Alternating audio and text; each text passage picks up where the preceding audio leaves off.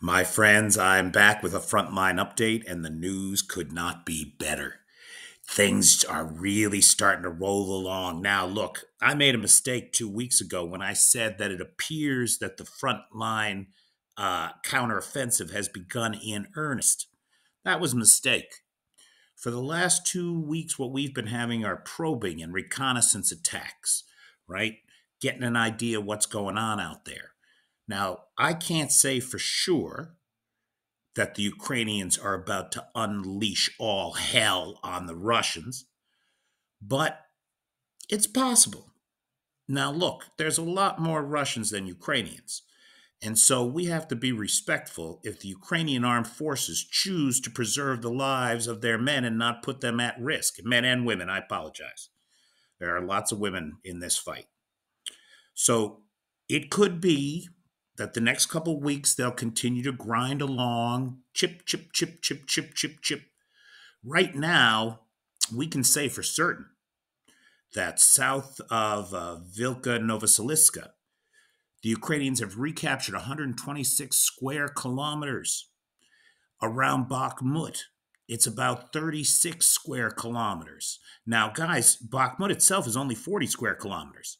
So, in 10 days, about 2 weeks of probing attacks and reconnaissance missions, they've almost captured as much territory as the entire city of Bakhmut. And let's remember that it took the Russians 8 months to take that town at the cost of untold lives. Now, you got 36 square kilometers there. You got 126 down south of Velka Novosibirska.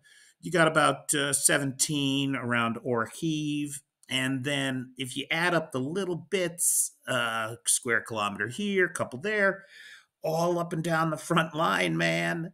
And now we can add some territory outside of Oleshetsky, right, on near the Antonovsky Bridge. It's getting close to 300 kilometers real fast. Now, again, 8 months to take Bakhmut, about 40 square kilometers. 300 square kilometers in 2 weeks. You're talking about seven times as much territorial gains in 2 weeks as it took the Russians 8 months without the kind of loss of life we saw there on that side. Okay, so couple things here.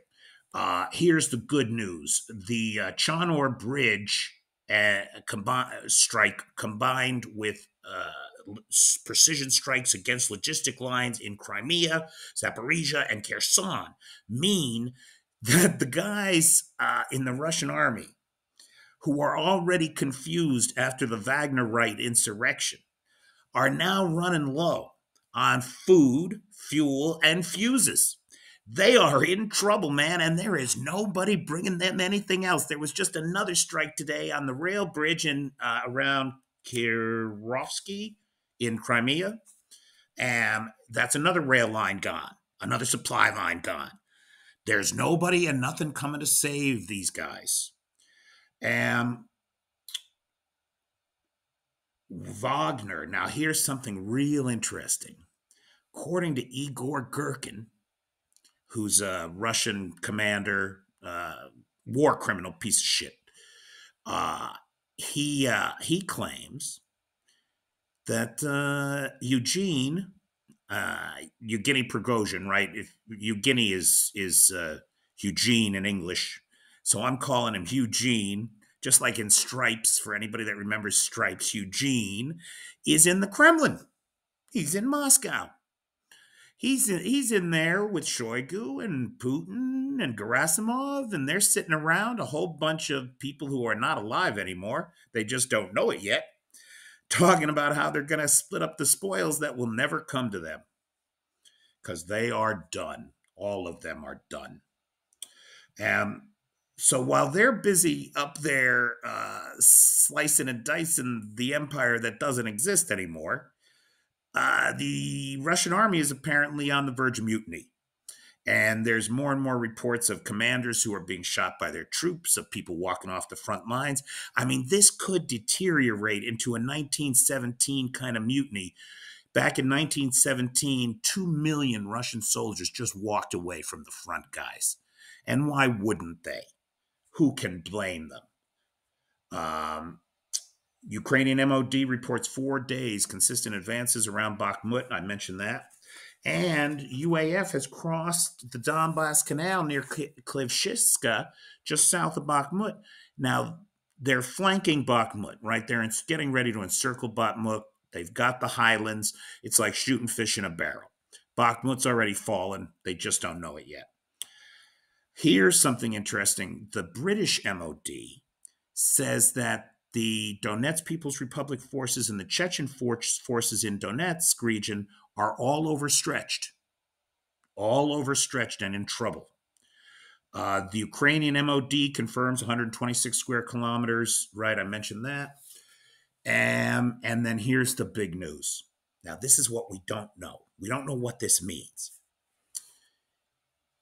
The big news is that the Ukrainians have now crossed the Dnipro at the Antonovsky Bridge, which I mentioned, I think now yesterday or 2 days ago.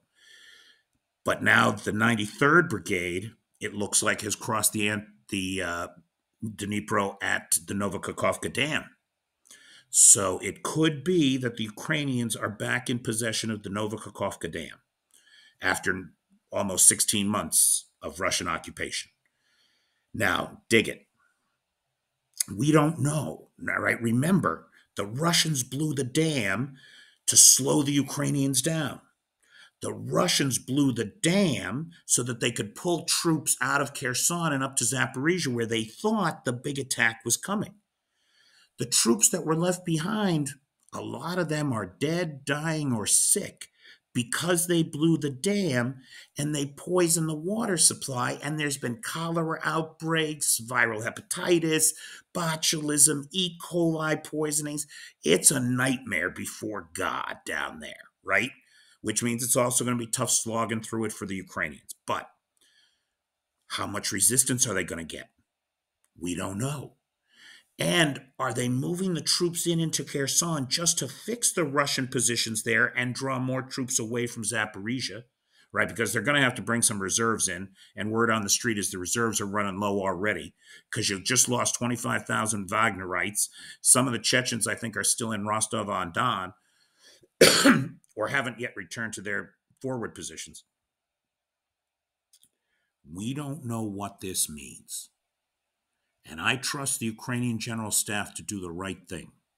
Could be we're looking at a few more weeks of constant grinding. Or if they can get a couple good bridgeheads established in Kherson, all those defensive lines, all those fortifications, all those dragon's teeth you've been hearing about, it's just like the Maginot Line, baby. They'll be able to go right around it and backdoor these guys like nobody has done since World War II. So thanks, guys. Stay tuned.